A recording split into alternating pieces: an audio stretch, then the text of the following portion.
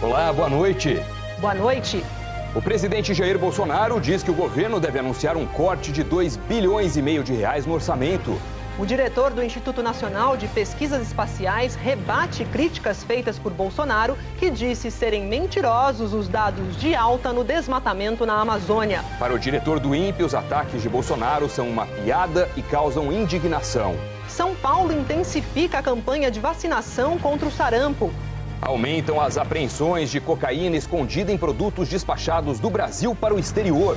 2 histórias de amor pela educação. A biblioteca que encontrou abrigo num lugar improvável. E a avó que aprendeu a ler e a escrever para estudar com o neto. As novidades da Game XP, a maior feira de games da América Latina. Os gols de sábado no Campeonato Brasileiro.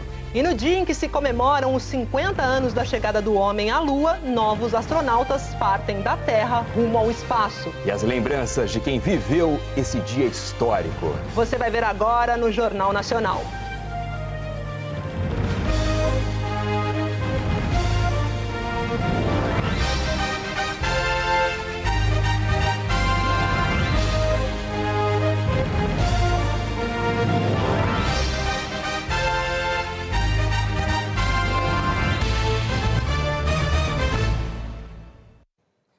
O aumento das apreensões de drogas escondidas em encomendas despachadas para fora do Brasil chama a atenção da Receita Federal. Os traficantes estão usando novas técnicas para tentar enganar a fiscalização. O tapete infantil com peças que se encaixam seria enviado para a Austrália. Mas os agentes da Receita Federal encontraram um pó branco e o reagente tirou qualquer dúvida. Positivo para cocaína. O raio-x do setor de encomendas expressas de Viracopos também revelou uma imagem suspeita num aquecedor de água. Uma barra de alumínio estava recheada de droga. Essa outra peça industrial tinha 1 quilo de cocaína. O lote de sabão líquido também estava carregado de droga. Os traficantes já tentaram despachar droga no creme de barbear e no de cabelo, nos cabos de talheres e até no tabuleiro de dama. A criatividade dos criminosos é cada vez maior e o trabalho da Receita Federal precisa ser minucioso. Essa caixa parece a de uma encomenda normal, de zíper, que iria para a Tailândia. Mas quando os funcionários da Receita começaram a fazer a revista, encontraram essas embalagens com mais de 1,5 kg de cocaína. No primeiro semestre desse ano, o volume de droga apreendida no setor de encomendas expressas de Viracopos aumentou em 25% na comparação com o mesmo período do ano passado. Cerca de 1,5 milhão de encomendas são despachadas por ano no aeroporto de Campinas. E nem sempre é fácil saber onde há drogas. Às vezes, elas não estão dentro de um objeto, mas fazem parte dele. Esses documentos foram impressos em um papel feito com cocaína. E a cor azul do reagente químico, em contato com as camisetas, revela. Elas foram engomadas com a droga. A gente imagina que eles iam diluir isso aqui de novo, né? E depois fazer uma decantação, alguma coisa parecida para tentar recuperar a cocaína. A gente sempre procura nas remessas alguma coisa inusitada, alguma coisa que não seria esperado. Eles vão sempre mudando e nós temos que ir acompanhando essas mudanças, é dinâmico. A Polícia Militar do Paraná apreendeu 2 toneladas de cocaína em Guaratuba, no litoral do estado. A droga estava numa marina particular e seria levada para navios que partiram do porto de Paranaguá com destino à Europa. Os policiais prenderam 3 pessoas em flagrante e apreenderam equipamentos de mergulho e 2 lanchas.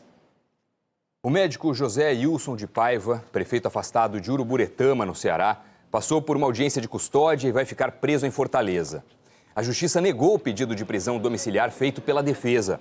Na saída da audiência, José Ilson pediu perdão e disse esperar que a justiça seja feita. O médico foi preso ontem acusado de estuprar várias pacientes. No início da semana, ele foi expulso do PCdoB, afastado da prefeitura e teve o registro suspenso. O advogado de José Ilson disse que vai entrar com pedido de habeas corpus na semana que vem. A cidade de São Paulo teve hoje um dia D de vacinação contra o sarampo. O público-alvo da imunização são jovens de 15 a 29 anos.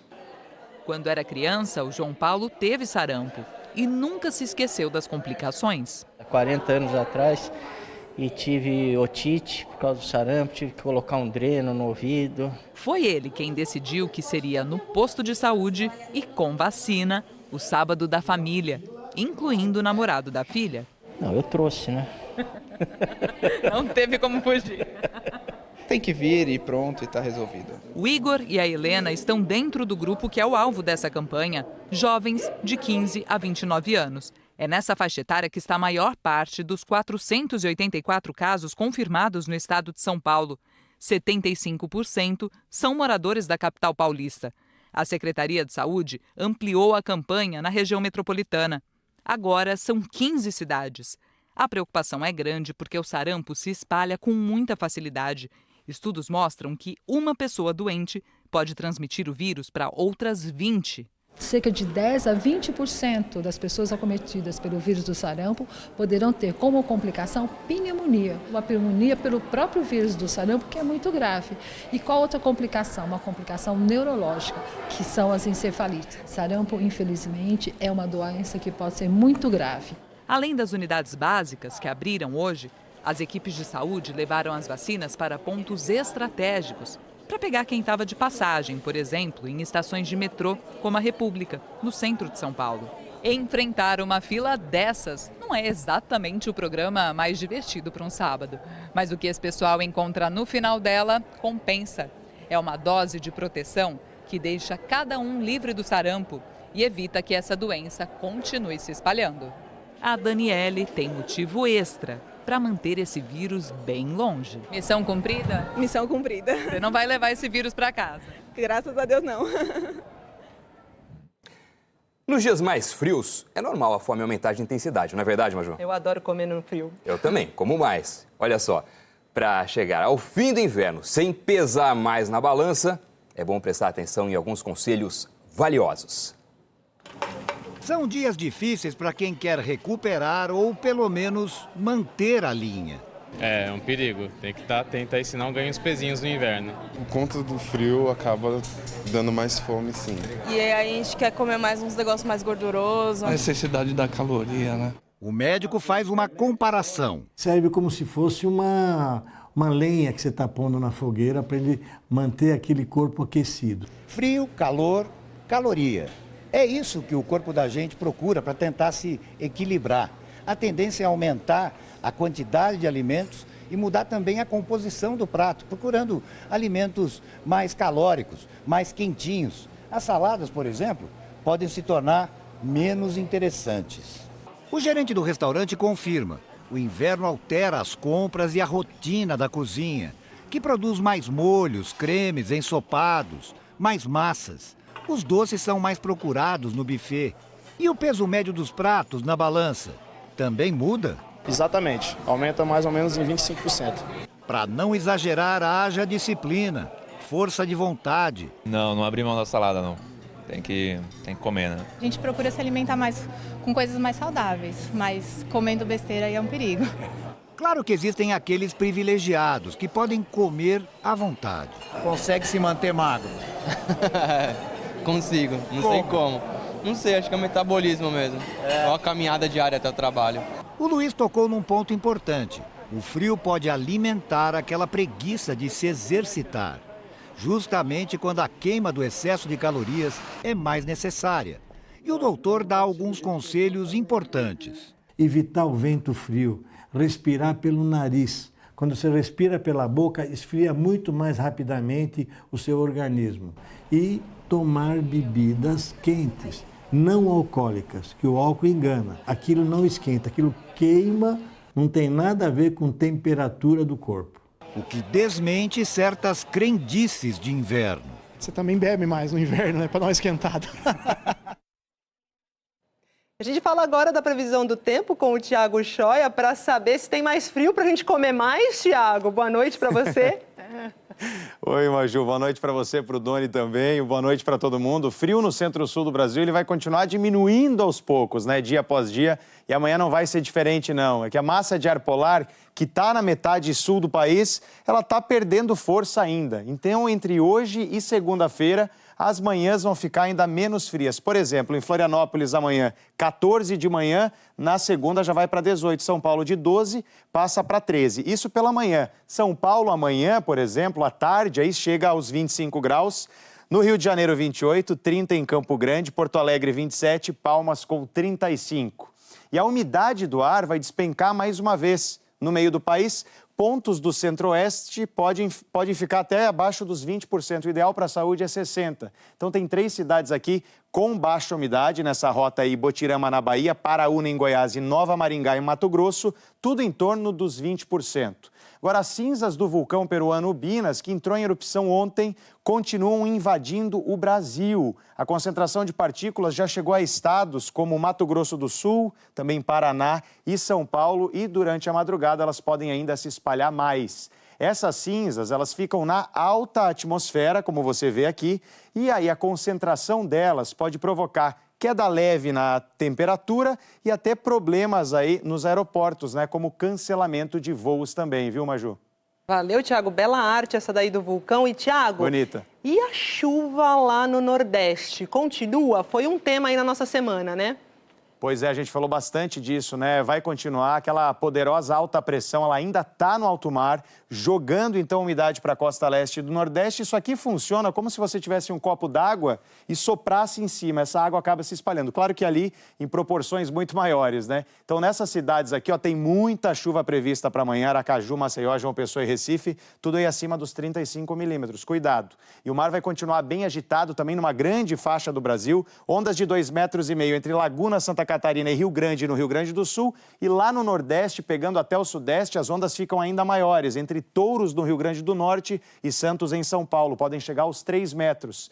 Já na região norte do país, pancadas de chuva que devem chegar mais à tarde entre o Acre, Roraima, Amapá e norte do Pará, para refrescar o calorão, né? Em Belém, vai ter calor de 31 graus, chuva. Caldas Novas, em Goiás, e São Miguel das Missões, no Rio Grande do Sul, aí sim, sem chuva, tempo firme para você colocar a roupa no varal. Bom domingo para todo mundo, para vocês também, Maju e Doni. Para você também, Tiago. Obrigada. Boa roupa no varal aí. Tchau, tchau. Valeu. Valeu, joia.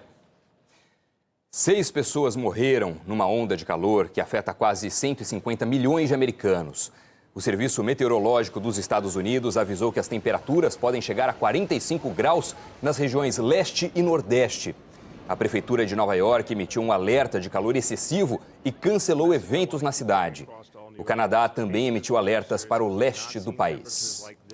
E aqui no Brasil, o amor pela leitura levou os jovens da periferia de São Paulo a criar um centro cultural num espaço fora do comum. Um olhar concentrado em busca de prosas e versos. De uma vez só, lá se vão 3 livros. A mãe procurou o bililico por todos os lados, mas não encontrou em lugar nenhum. Você gosta de ler?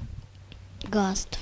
Para melhorar a leitura e para imaginar as coisas. Como seria eu dentro de uma história. A história de Lívia é a de uma menina que mora no bairro carente no extremo sul de São Paulo e que descobriu uma biblioteca no lugar menos provável, o cemitério. É a poucos metros dos túmulos, mais precisamente na casa do antigo coveiro, que ela e a mãe se deliciam com literatura. Como ela está lendo bastante livros infantis, então também estou me interessando assim para a leitura dela, porque eu leio para ela lê para mim. O cartaz de boas-vindas lembra que o espaço foi criado pelos próprios moradores, de forma improvisada. A biblioteca funcionava num posto de saúde e se mudou para o terreno do cemitério por falta de espaço. Hoje é referência em literatura nesse pedaço da cidade e tenta preencher o vazio deixado pelo poder público na periferia. Sem cinema, teatro e outras opções culturais, é um oásis, com clássicos estrangeiros e brasileiros. Os moradores se reúnem aqui para saraus, discutem obras que falam de minorias. Não se cala uma mulher com balas, nem de chumbo, nem de prata. Lendo mais, você aprende mais, você passa a ser cidadão, conhecimento dos seus direitos, dos seus valores. É bem enriquecedor para a gente. Que o diga o administrador do cemitério. Aquela imagem de um local de morte, dor, tristeza, Com a chegada da biblioteca e desse trabalho, mudou muito. A mudança atravessou os muros. Tem contação de história nas creches do bairro. Eu fico imaginando a história. Sem um centavo de dinheiro público, o projeto ganhou apoio de uma fundação que incentiva a literatura na periferia. Considerando os indicadores que a gente tem de analfabetismo funcional hoje no Brasil, né, que são alarmantes, assim. Você ter espaços autogeridos nas periferias e que você tem essa formação é o que a gente precisa. E se a leitura é estimulada, por que não a escrita? Eu acho que o que precisa melhorar um pouquinho aqui é a pontuação. Bárbara é voluntária. Uma vez por mês percorre 35 quilômetros para dar dicas para escrever melhor. É para a comunidade, então é para aquela pessoa que faz bolo, quer vender, quer aprender a escrever melhor para vender seu produto. Marcela é uma das alunas. Brotou do chão a poesia na forma de plantinha. Apaixonada por poesia, agora se aventura nos próprios textos. Escrever textos, poemas, histórias, é muito bom. Pretende escrever um livro? Olha, por enquanto ainda não, mas quem sabe um dia. Vacinação contra a falta de educação e de cultura, né, Doni? Não é? Que história bonita. E Maju agora tem mais uma história muito inspiradora também envolvendo educação.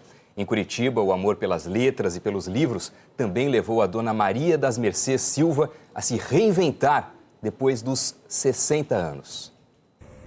Foi sempre assim. A dona Maria, o Felipe e a cumplicidade.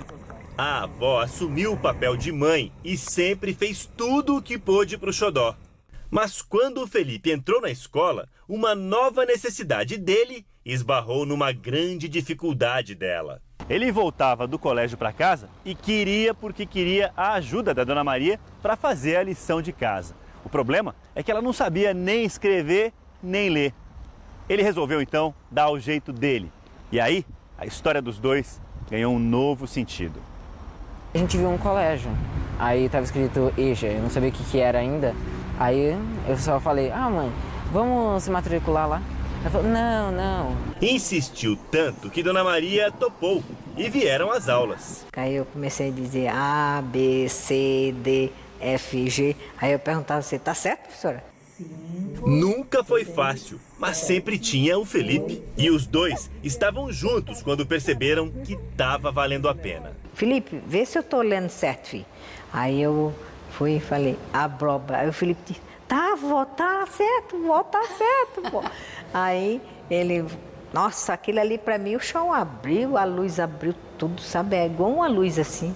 A escuridão ficou no passado e dona Maria, que aos 70 anos ainda trabalha, pegou tanto gosto que não larga os estudos. Vou para a escola, quando eu chego, eu ainda fico até 11 horas da noite, até me dar sono, eu lendo o livro, sabe? E escrevendo, lendo o livro e escrevendo. Uma editora se interessou pela história. Dona Maria deu entrevistas, nasceu um livro, 111 páginas com memórias e relatos de superação. E vem mais desafios por aí. Tirar minha carta, aprender a dirigir e eu quero ainda subir na faculdade.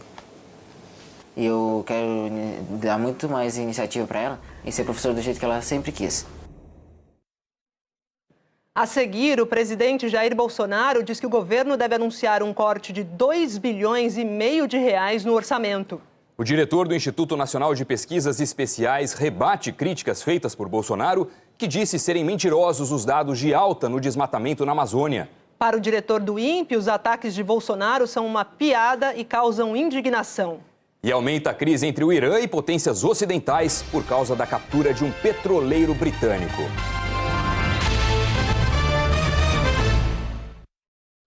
O presidente Jair Bolsonaro anunciou hoje que o governo deve fazer um corte de 2,5 bilhões de reais no orçamento. Parar para cumprimentar turistas na porta do Palácio da Alvorada já virou rotina. À tarde, o presidente Jair Bolsonaro repetiu o gesto e também falou com a imprensa. Com o orçamento apertado, Bolsonaro disse que o governo deve anunciar um corte de 2,5 bilhões de reais. O presidente sinalizou que somente um ministério deve sofrer com o bloqueio de recursos, mas não informou qual. Será o segundo contingenciamento do ano. Nós estamos no sufoco. Nós queremos evitar que o governo pare. dado o orçamento nosso completamente comprometido. Deve ter um novo corte agora, precisa adiantar para você. O que deve acontecer? Não fala que vai acontecer, tá certo? É um novo corte agora, 2,5 bilhões. Uma merreca, concorda que é uma merreca perto do orçamento de trilionário nosso? O que estamos decidindo aqui para a econômica? Em vez de cortar em 6 ou 7, 8 ministérios, todo mundo morrer praticamente, corta de um só, vamos matar um ministério só. A liberação de saques do FGTS é outra expectativa para a semana. Bolsonaro queria ter anunciado na quinta passada, mas teve que adiar. O principal motivo foi a pressão do setor da construção civil. O FGTS financia obras de saneamento básico, infraestrutura e habitação popular. O presidente disse que não houve recuo e que não quer desidratar o Minha Casa Minha Vida, que a equipe econômica está fazendo ajustes e a palavra final é do ministro da Economia, Paulo Guedes. E negou que esteja estudando o fim da multa de 40% por demissão sem justa causa, que foi criada para proteger o trabalhador. O presidente também falou sobre a política de juros do Banco Central, prometendo não interferir. A taxa Selic, vamos supor que baixe 1%. Equivale a quanto de economia para os cofres? Sabe quanto equivale, professor? 1%? 40 bilhões de reais. Então, se cortasse, agora é só fazer as contas, né? 2,68, fazer as contas aí. 0, alguma coisa, abaixo, não precisava fazer isso aí. Presidente, quem defende o corte de juros, eu não entendi. Equipe econômica. Ontem, pouco antes do café da manhã com correspondentes internacionais, numa conversa informal com o ministro da Casa Civil, Onyx Lorenzoni, o presidente atacou os governadores do Nordeste. Aqueles governadores aqui, Paraíba, o pior do que o de Maranhão. Tem que ter nada para esse cara. Em carta aberta, os governadores do Nordeste responderam, abre aspas, recebemos com espanto e profunda indignação a declaração do presidente da República, transmitindo orientações de retaliação a governos estaduais durante encontro com a imprensa internacional, fecha aspas. Hoje, o governador de Alagoas, Renan Filho, do MDB, escreveu em rede social: não ao preconceito ao Nordeste e ao nosso povo. Respeito, federação e democracia são conceitos amplos que não combinam com visão pequena, mesquinha. Bolsonaro disse que a crítica era específica para 2 governadores. Eu fiz uma crítica ao governador do Maranhão e da Paraíba. Vive me esculhambando. Obras federais vão para lá, dizem que é deles. Não são deles, é do povo, tá certo? A crítica foi esses 2 governadores, nada mais além disso. O presidente também se manifestou sobre outra declaração feita no mesmo café com correspondentes ontem, quando ele negou que houvesse fome no Brasil. Da forma como é pregada lá fora, tá? Não existe a fome no Brasil. O que eu falei é que no Brasil se come mal. O que tira o homem da miséria não são bolsas, meu Deus do céu. É conhecimento. Bolsonaro foi questionado sobre o futuro do ministro do Turismo, Marcelo Álvaro Antônio, suspeito de uso de candidaturas laranja no PSL, partido do presidente. O ministro se afastou do cargo oficialmente para tratar de assuntos particulares. Bolsonaro disse que o ministro está de férias, como os parlamentares em recesso, porque ele é deputado. Bolsonaro também falou sobre a escolha do futuro procurador-geral da República. Disse que até no máximo 17 de agosto tem fumacinha branca, ou seja, decisão. O presidente já recebeu a lista tríplice com os mais votados para o cargo. Não se comprometeu a escolher pela lista. Disse que sua indicação vai surpreender. O mandato de Raquel Dodge termina em 17 de setembro. Nesse mesmo encontro com jornalistas estrangeiros ontem, Bolsonaro disse que são mentirosos os dados oficiais do Instituto Nacional de Pesquisas Espaciais, o INPE, que mostram o aumento do desmatamento da Amazônia nos últimos meses. O presidente afirmou suspeitar que o diretor do Instituto esteja, abre aspas, a serviço de alguma ONG, fecha aspas. Hoje, o diretor do INPE, Ricardo Magnus Osório Galvão, rebateu as críticas do presidente. Disse que os ataques de Bolsonaro são uma piada e que causam indignação. A minha primeira reação sobre essa entrevista coletiva do presidente Bolsonaro foi de uma surpresa enorme e grande indignação. Ele tem um comportamento como se estivesse falando em putiquim. e eu quero estressar isso, uma conversa de botequim. Certo? E isso me assustou muito, a maneira como ele fez. Ele fez acusações indevidas a pessoas que do mais alto nível da ciência brasileira, não estou dizendo só eu, mas muitas outras pessoas, até no final da entrevista eu mencionei, que ele diz que nenhum dos ministros de ciência e tecnologia anteriores ao seu governo fazia uma diferenciação entre gravidez e lei da gravidade. Isso é uma piada de um garoto de 14 anos, que não cabe a um presidente da República fazer. Esses dados sobre o desmatamento da Amazônia, feitos pelo INPE, começaram já na meados da década de 70 e a partir de 1988, nós temos a maior série histórica de dados de desmatamento de florestas tropicais respeitada mundialmente. Mas eu não vou tomar isso pessoalmente porque eu acho, honestamente, que isso faz parte de um esquema que já estava sendo formado para me queimar. Sabe? Da mesma forma, eu vou repetir a palavra, sem nenhum receio, pusilânime que ele fez com o Joaquim Levy, certo?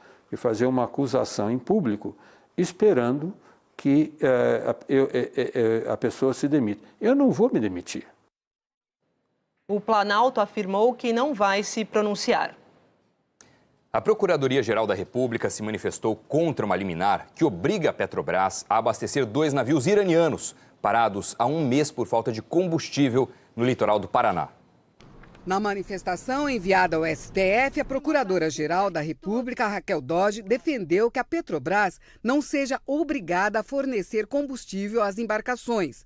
A Advocacia-Geral da União também se manifestou sobre o caso e afirmou que a decisão de abastecer os navios poderia gerar graves prejuízos econômicos à Petrobras.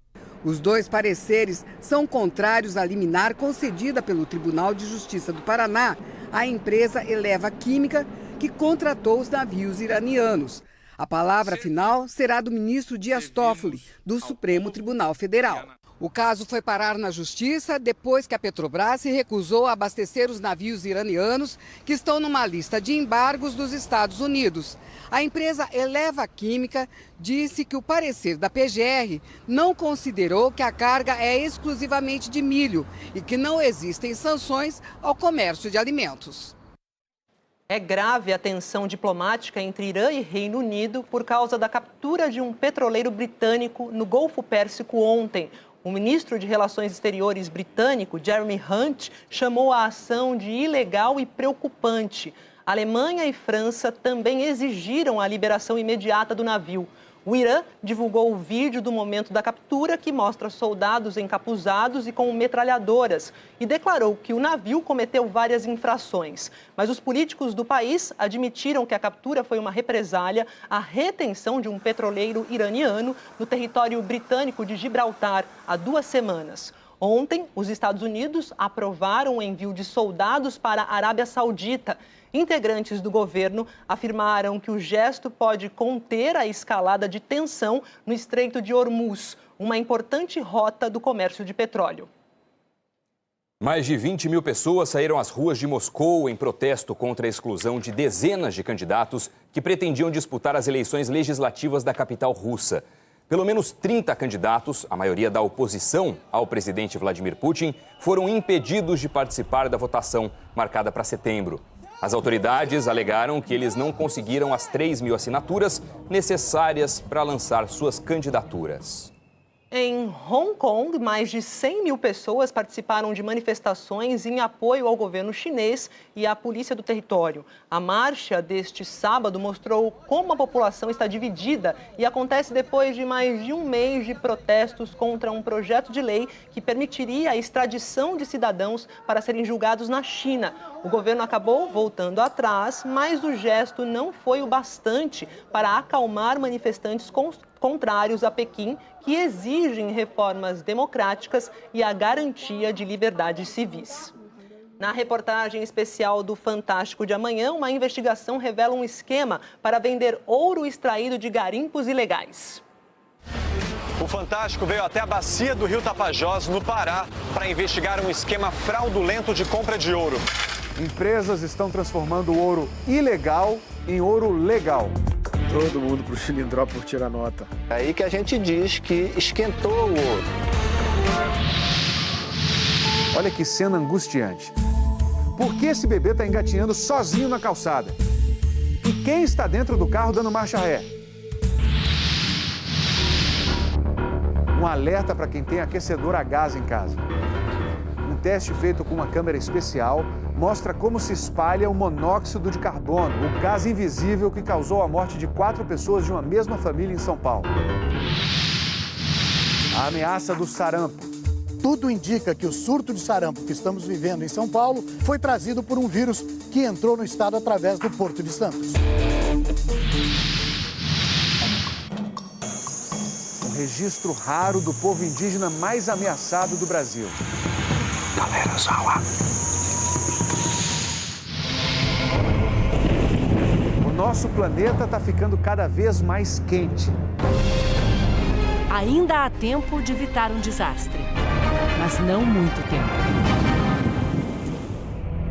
É série nova, é estreia, é fantástico, é amanhã, depois do Faustão. Você vai ver. A seguir, os gols de sábado no Brasileirão. E as homenagens pelos 50 anos da chegada do homem à Lua.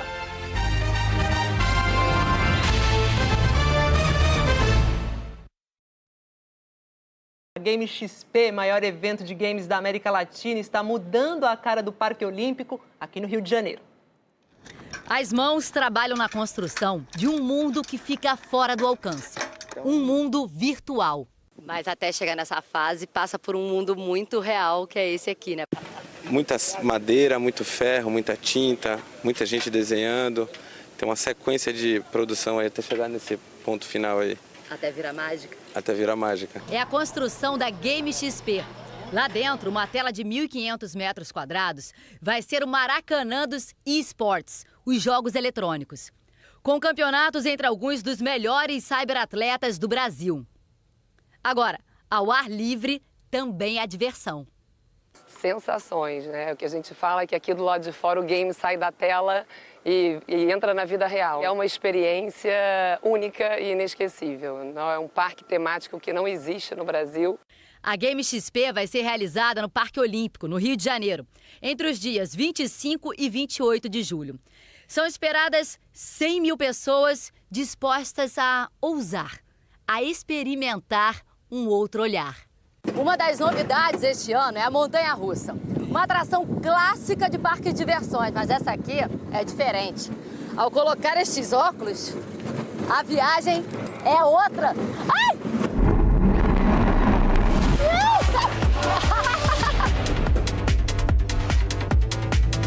Gente, olha o Cristo! Nossa, que isso?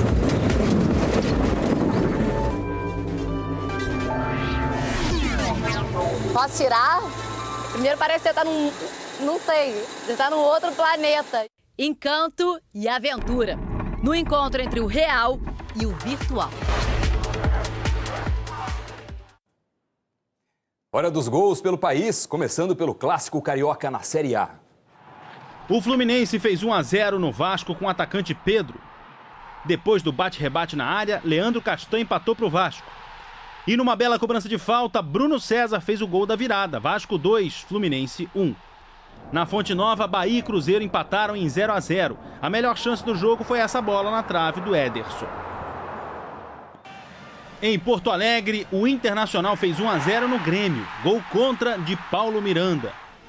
Juninho Capixaba cruzou na cabeça de Luan, que fez o gol de empate. 1-1 no Grenal. O Atlético Paranaense venceu o CSA em Alagoas. Madson marcou o primeiro do Furacão. Tony Anderson de cabeça fez 2-0. Léo Cittadini fez o terceiro. E Brian Romero fechou o placar. Final Atlético Paranaense 4, CSA 0.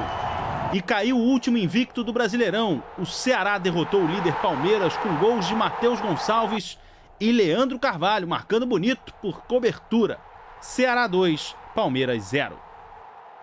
Pela Série B em Goiânia, o América Mineiro visitou o Vila Nova e saiu na frente com o Juninho. O Vila Nova empatou com o Diego Jussani de cabeça. Final 1-1. Amanhã de manhã, logo depois do Auto Esporte, tem o Esporte Espetacular com muitas atrações. Boa noite. Amanhã, no segundo episódio da série É Tetra, uma seleção criticada. Ali eu tive medo. Que virou chacota. Aí vem aquela coisa de enceradeira. O Romário passa o rodo lá na frente e eu fico fazendo a enceradeira aqui no meio de campo, entendeu? Mas com uma dupla que fez história. Levar o Brasil para as quartas de final. O Parreira sempre falava, o importante é não levar gols, que Bebeto e Romário vão decidir na frente. Os Indomáveis estão de volta com um artilheiro que atraía confusão, Luiz Fabiano. Entre brigar e bater o pênalti, eu prefiro ajudar na briga. A façanha do repórter karateca Diego San, que luta para ir à Olimpíada de Tóquio. Ele venceu um bicampeão mundial. E num cenário deslumbrante, futebol, arco e flecha e canoagem. O Sobre Rodas vai aos Jogos do Xingu. Há exatamente 50 anos, o mundo via pela televisão o homem dar os primeiros passos na Lua. E neste sábado, os Estados Unidos comemoraram a data histórica com uma série de eventos. 5, 4, 3, 2, 1. And liftoff. Bem no aniversário de 50 anos do homem na Lua, um foguete russo partiu de Baikonur, no Cazaquistão, levando 3 astronautas. O russo Alexander Svortsov, o italiano Luca Parmitano e o americano Andrew Morgan, que vai ao espaço pela primeira vez, ao contrário dos 2 colegas, veteranos de outras missões. Estão a caminho da Estação Espacial Internacional, que está em órbita da Terra há 20 anos. Nos anos 1960, Baikonur ficava na União Soviética, que competia com os Estados Unidos na corrida ao espaço. Mas há 8 anos, os americanos dependem dos foguetes russos para as missões no espaço. O governo americano não investe mais como antes na NASA, a agência espacial, que na época das missões Apollo consumia uma boa fatia do orçamento. Na tarde de hoje, o vice-presidente Mike Pence visitou o Centro Espacial Kennedy, de onde o foguete Saturno V foi lançado, em 1969, para anunciar que a cápsula que vai levar o homem de volta para a Lua está pronta. Mas o novo foguete da NASA para voltar à Lua e ir até o planeta Marte ainda não está pronto. O jeito é pegar carona com os russos. Carona cara. A NASA paga $80 milhões por cada astronauta. Mesmo assim, foi um dia de festa para os americanos. Em Washington, o obelisco dedicado ao primeiro presidente, George Washington, ganhou um look especial. A projeção da imagem do foguete Saturno V. Na pequena Wacoponeta, estado de Ohio, terra natal de Neil Armstrong, o primeiro homem a pisar na Lua, os moradores inauguraram uma estátua do astronauta e fizeram um bolo gigante, num formato que os americanos chamam de torta da Lua, pesando 25 quilos, e mandaram uma igual para Cabo Canaveral, na Flórida, de onde a Apollo 11 saiu e que será palco hoje à noite da festa dos 50 anos. Aqui em Nova York, o Museu de História Natural abriu as portas para um festival do espaço, atividades para as crianças e aulas de astronomia para adolescentes e adultos. A fundação do astronauta Buzz Aldrin, o segundo homem a pisar na Lua, promoveu aqui em Nova York um evento para astronautas da NASA se encontrarem com crianças. Essas crianças são a geração de Marte. Eles acham que vão para lá. Jack tem 7 anos. Muito sério, de uniforme da NASA. Ele está decidido. Vai para Marte. A mãe explica que, mais que astronauta, Jack quer ser um cientista, um astrofísico. No uniforme, Jack já tem os autógrafos de vários astronautas, inclusive Buzz Aldrin e Michael Collins, os 2 veteranos da Apollo 11. Ele ganhou mais um, de Winston Scott, que participou de várias missões e se aposentou em 1999. O pequeno Jack quer dar um salto de gigante. Anotem o nome dele, Jack Crawford, futuro homem de Marte. E quem acompanhou a chegada do primeiro homem à Lua não esquece. Uma conquista que marcou gerações e fascina pessoas de todas as idades. É a Lua no alto, suspensa, no centro do Museu do Amanhã. Sempre registrada no melhor ângulo. Fica ali inacessível, como muitos imaginam a Lua. Não a Isabela. Já pensei até que eu já vou ir lá. Eu tenho vontade porque eu quero ver tudo que tem lá, quero experimentar como é. Mas pode faltar coragem para chegar até lá. Eu tenho medo, né, de ser atingido por algum meteoro, um meteorito. 3, 2... E exatamente 50 anos depois que o homem pisou no solo do satélite natural da Terra, a programação do museu é especial. No auditório, o público assistiu ao documentário da Globo News sobre os avanços da pesquisa espacial. A turma mais atenta é a criançada, que adora o tema da Lua. Acho muito bonita. A lua cheia é mais legal porque dá para ver ela redonda. Eu gosto de colocar uma bandeira lá em cima. E sempre que algo muito marcante acontece, a gente nunca se esquece do que estava fazendo naquela data. É assim com o dia 20 de julho de 1969. Tem uma geração que já passou dos 50, dos 60 anos, que ainda se lembra muito bem daquele evento, que parecia inacreditável. Eu estava no Rio de Janeiro, foi o ano que eu me casei. Minha mãe não acreditava. Minha mãe não acreditava que o homem tinha chegado na Lua. Eu acho que eu estava levando roupa, criando filho. Eu tinha criança naquela época, tudo pra gente era impossível, mas hoje a gente vê que é possível. Eu me lembro bem assim que eu estava assistindo o jornal, aí eu vi essa matéria, fiquei interessada, assisti. Foi muito emocionante, né? Quem imaginaria que um homem poderia ir à Lua? Eu só fui acreditar quando eu vi mesmo, que a televisão realmente foi uma repercussão muito grande, né? E se celebramos as conquistas de ontem, o que garante o amanhã são jovens apaixonados pelo espaço. Rafaela, 19 anos, já foi à NASA 4 vezes e hoje estuda ciência de dados na Califórnia. Se prepara para também fazer parte da história. Eu planejo ajudar a raça humana a chegar a outros planetas e eu espero que agora, com esse aniversário dos 50 anos, nós começamos a investir mais para que nós possamos voltar à Lua, ir até Marte e continuar os avanços científicos aqui na Terra. O espaço vai continuar sendo explorado.